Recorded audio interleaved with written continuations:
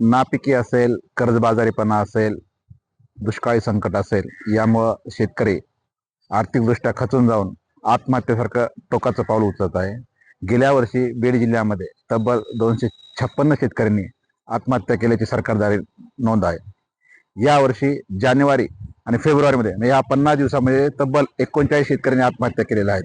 एकंदरीत जर पाहिलं आपण तर प्रशासन आणि सरकार शेतकऱ्यांप्रती अनास्था दिसून येते शेतकऱ्यांप्रती.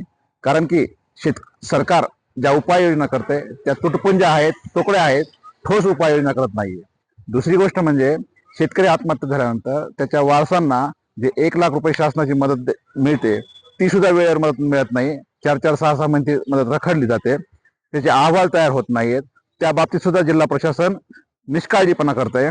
आमची अशी मागणी आहे की शासनानं शेतकऱ्यांनी आत्महत्या केल्यानंतर त्यांना 1 लाख रुपयाची शासकीय मदत देण्यापेक्षा जिवंत असतानाच त्यांना ठोस उपाययोजना करण्यात यावी, जेणेकरून शेतकरी आत्महत्या करणार नाहीत.